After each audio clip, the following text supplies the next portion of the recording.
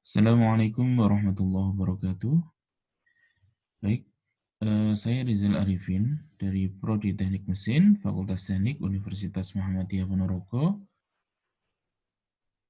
Saya bisa dipanggil Pak Rizal. Hari ini kita akan belajar mengawali pelajaran kita, yaitu mata kuliah metode numerik. Nah, ini adalah pertemuan pertama, dan mata kuliah metode numerik ini 3 mata kuliah dengan beban 3 SKS. Kemudian nanti untuk pembelajaran akan kita lakukan secara daring sampai ada ketentuan dari pimpinan universitas bahwa perkuliahan dapat dilakukan secara tatap muka di kelas. Nah, semoga ini tidak mengurangi semangat kita semua untuk belajar dan mengikuti perkuliahan. Nah, ini adalah pendahuluan pertemuan pertama. Di sini nanti kita akan membahas atau mengenalkan tentang metode numerik. Yang pertama, kita akan berkenalan dengan metode numerik. Kita akan tahu apa itu metode numerik. Kemudian, mengapa kita perlu belajar metode numerik. Nah, baik, kita mulai dari apa itu metode numerik. Metode numerik itu adalah algoritma yang digunakan untuk mendapatkan solusi numerik dari permasalahan-permasalahan matematis. Jadi dulu di semester-semester awal, kalian, para mahasiswa, sudah mendapatkan materi tentang matematika, ya, matematika dasar, kalkulus, kemudian matematika teknik. Kalian sudah mendapatkan itu semua. Nah, biasanya di situ ada berbagai macam persamaan yang harus diselesaikan. Nah, biasanya penyelesaiannya kalau di matematika itu diselesaikan secara analitik. Artinya menurunkan persamaan dan sebagainya sampai didapatkan persamaan akhir gitu ya. Kemudian juga di berbagai persamaan-persamaan di bidang teknik itu banyak juga persamaan yang harus diselesaikan. Misalkan untuk diferensial, integral, dan sebagainya, persamaan-persamaan yang mengandung diferensial, integral, itu bisa diselesaikan. Dan umumnya dulu kalian menyelesaikan secara analitik. Ya, mungkin diselesaikan di atas kertas, diturunkan persamaannya, dan seterusnya sampai mendapatkan solusi analitiknya. Nah, solusi analitik itu adalah hasil eksak, ya kan? Hasil eksak. Nah, itu adalah hasil yang sebenarnya, hasil yang nilai kesalahannya 0% atau tidak ada kesalahannya atau ralatnya 0%. Nah, tetapi di sini kadang untuk persamaan-persamaan di bidang teknik itu ada beberapa permasalahan yang tidak ada solusi analitiknya. Kemudian kalaupun ada solusi analitiknya, ada beberapa persamaan itu yang memang persamaannya misalkan orde yang sangat tinggi, itu secara praktis itu tidak bisa diselesaikan secara analitik. Akan sangat sulit untuk menyelesaikan secara analitik. Kalian akan sulit untuk menurunkan persamaan tersebut. Ataupun kalau persamaan muncul secara berulang kali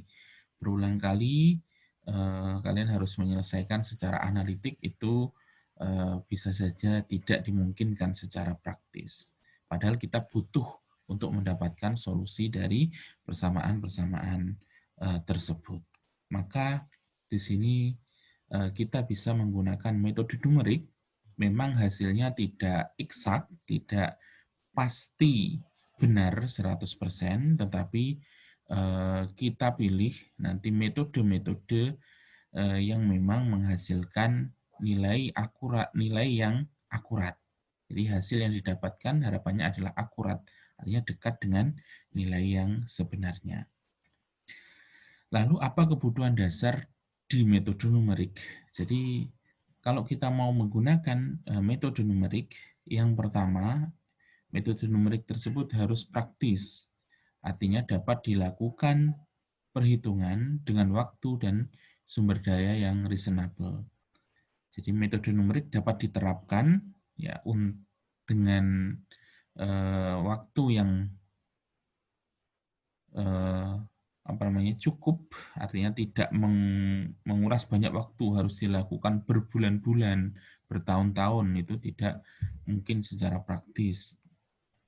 Ya, kemudian juga sumber daya yang digunakan itu harus reasonable. Artinya kalau kita menggunakan sumber daya, misalkan kita membutuhkan bantuan komputer, maka komputer yang digunakan itu juga merupakan tidak butuh komputer yang tidak ada di saat ini, misalkan. Ya, oke. Kemudian hasilnya harus akurat. Akurat itu artinya mendekati nilai yang sebenarnya. Kemudian dapat dihitung juga ralatnya atau simpangan nilai dari nilai yang sebenarnya. Nilai sebenarnya ini kita dapatkan bisa dari hasil eksperimen maupun dari nilai perhitungan analitik, ya kan, yang ada. Oke, jadi nilai ralat atau kesalahannya berapa itu bisa dihitung berapa persen. Ya. Kemudian ini adalah contoh dari beberapa permasalahan. Ya, ada kita ingin mendapatkan, misalkan kita ingin mendapatkan solusi dari persamaan nonlinear untuk persamaan nonlinear, persamaan kuadratik, misalkan x kuadrat plus 4x plus 3 sama dengan 0. Ini solusi dari persamaan ini, nonlinear ini bisa kita dapatkan akar-akarnya dengan mudah sekali. Kalian tentu masih ingat dengan rumus ABC. Ini bisa kita dapatkan dengan rumus ABC. Ya, misalkan di sini ini adalah koefisien A, gitu ya. Ini adalah koefisien B, ini adalah koefisien C. Nah, kemudian kita masukkan ke rumus ABC, akar dari persamaannya adalah min B plus minus akar, ya kan, ini akar B kuadrat min 4AC dibagi dengan 2A. Ya, nanti kita dapatkan solusi atau akar dari persamaan nonlinear ini adalah di X sama dengan min 1 dan X sama dengan min 3. Ya, jadi ini bisa kita selesaikan secara mudah dengan analitik. Kalau persamaannya adalah persamaan kuadratik atau pangkat 2, ordenya orde 2. Nah, tetapi kalau persamaannya sampai pangkat 9 misalkan atau yang lebih besar lagi, maka akan sangat sulit untuk menyelesaikan secara analitik, bahkan mungkin tidak ada solusi analitiknya. Kemudian kalau persamaannya adalah eksponensial, ini juga akan sulit diselesaikan secara analitik. Maka bagaimana solusinya? Kita bisa gunakan metode numerik. Nah, nanti metode-metode yang bisa digunakan untuk menyelesaikan persamaan tersebut yang tidak bisa diselesaikan analitik, nonlinear, itu adalah diantaranya mungkin kita bisa menggunakan metode biseksi, kemudian metode Newton-Raphson, dan metode Sikan. Nah, itu tadi contoh bagaimana kita menyelesaikan sistem persamaan nonlinear. Nah, lalu bagaimana implementasinya? Kalau kalian bertanya implementasinya, itu tadi kan permasalahan matematis. Lalu apa kaitannya dengan bidang teknik mesin gitu ya? Nah, di bidang teknik mesin sendiri, kita banyak menggunakan persamaan-persamaan. Ya, baik itu diferensial, integral, dan seterusnya. Nah, persamaan tersebut digunakan untuk menyelesaikan berbagai permasalahan-permasalahan di bidang permesinan atau bisa juga digunakan untuk melakukan pemodelan-pemodelan. Nah, misalkan di sini ketika kita mau merancang sebuah mobil misalkan. Nah, kemudian kita pengen mempelajari bagaimana aerodinamika dari mobil yang kita rancang tersebut. Maka kita bisa melakukan pemodelan dengan menggunakan komputasi dinamika fluida. Jadi bagaimana udara yang menabrak mobil itu dia bergerak di situ ya. Bagaimana udara tersebut mengalir. Ya, itu bisa kita modelkan dengan menggunakan komputasi dinamika fluida. Nah, tentu di dalam komputasi dinamika fluida itu di situ ada banyak persamaan, baik itu persamaan kita harus melakukan diferensiasi, kemudian kita juga harus melakukan integrasi pada persamaan-persamaan tersebut untuk mendapatkan solusinya. Nah, tentu di situ ada banyak sekali persamaan, tidak hanya satu persamaan yang harus diselesaikan. Maka dari itu, biasanya kita akan menggunakan pendekatan-pendekatan numerik dengan bantuan komputer untuk menyelesaikan persamaan-persamaan di dalam pemodelan dinamika fluida.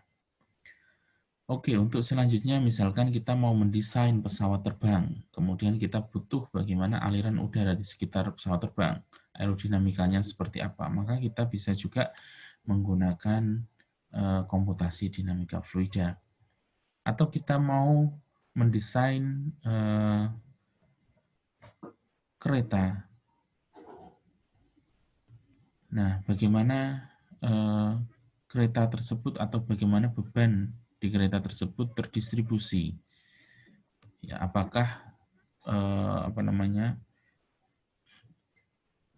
kereta tersebut bisa menerima beban sekian kilogram, misalkan sekian ratus kilogram atau sekian ton, misalkan bagaimana beban tersebut terdistribusi pada struktur dari kereta tersebut. Nah, maka kita bisa melakukan pemodelan dengan menggunakan metode finite element method. Kemudian juga kalau kita mau mensimulasikan material, misalkan, kalau di sini kita mau mensimulasikan penyambungan besi, yang merah ini adalah besi, misalkan, dengan menggunakan tembaga sebagai logam pengisinya. Nah, ini misalkan welding gitu ya. Kita mau nyambung dua logam. Nah, bagaimana copper atau tembaga ini bisa berdifusi ke dalam celah di antara dua besi tersebut sehingga nantinya bisa menyambungkan dua logam besi ini. Nah, ini bisa kita lihat secara atomiknya seperti apa, ya kan? Menggunakan misalkan simulasi dinamika molekuler atau molecular dynamic simulation. Nah, dengan menggunakan simulasi dinamika molekuler kita bisa melihat secara detail bagaimana proses atau mekanisme itu terjadi. Nah, ini juga untuk melakukan ini juga terdiri dari banyak persamaan, baik itu persamaan diferensial maupun kita juga harus melakukan integrasi, ya integral, menyelesaikan persamaan integral dari persamaan-persamaan gerak. Ya, kita mengintegrasikan dari persamaan gerak dari waktu ke waktu, gitu ya, waktu langkah simulasi ke waktu selanjutnya dan seterusnya. Nah, ini hanya bisa diselesaikan tentu dengan metode numerik. Nah, selanjutnya apa yang kita butuhkan untuk belajar metode numerik? Saya harapkan kalian bisa mempersiapkan ini sebelum nanti kita masuk ke materi utama. Yang pertama adalah dasar-dasar perhitungan matematik. Sederhana, bagaimana kita melakukan operasi, misalkan penjumlahan, kemudian pengurangan, kemudian perkalian, pembagian, kemudian juga bagaimana kita melakukan operasi analitik misalkan untuk integrasi, kemudian diferensiasi dan seterusnya. Itu saya harap kalian bisa merecall atau mengingat-ingat kembali pelajaran di matematika maupun kalkulus. Kemudian yang kedua adalah kemampuan melakukan perhitungan dengan menggunakan komputer. Ya, yang paling sederhana dan yang akan kita lakukan di sini nanti kita akan gunakan Microsoft Excel karena saya yakin semuanya atau kalian semua sudah terbiasa menggunakan Microsoft Excel ya, dan di komputernya atau di laptopnya masing-masing itu sudah terinstall Microsoft Excel. Saya kira tidak ada permasalahan. Nanti untuk mengingat-ingat kembali bagaimana Microsoft Excel itu bisa digunakan, kalian bisa melihat video terkait dengan penggunaan Microsoft Excel untuk melakukan perhitungan aritmetik. Kemudian, atau kalian juga barangkali pernah belajar bahasa pemrograman, maka ini kalian bisa gunakan nanti, ya bisa kembangkan sendiri. Oh saya kalau Microsoft Excel mungkin kurang kemampuannya untuk menyelesaikan metode numerik atau masih tidak atau masih agak repot dengan menggunakan Microsoft Excel. Tidak sesederhana kalau kita membuat program, kemudian kita tinggal memasukkan parameter inputan, kemudian lalu langsung dieksekusi, kemudian langsung keluar parameter output yang kita inginkan. Oke, jadi ini silahkan nanti yang kita gunakan di perkuliahan kita adalah Microsoft Excel. Kemudian kalian bisa mengembangkannya sendiri dengan menggunakan bahasa pemrograman yang kalian pilih. Nah, terima kasih itu untuk pertemuan pertama ini, dan jangan lupa untuk mengisi presensi kehadiran ya secara daring di tautan yang ada di pertemuan pertama. Terima kasih, sampai ketemu lagi di pertemuan berikutnya. Saya akhiri. Assalamualaikum warahmatullahi wabarakatuh.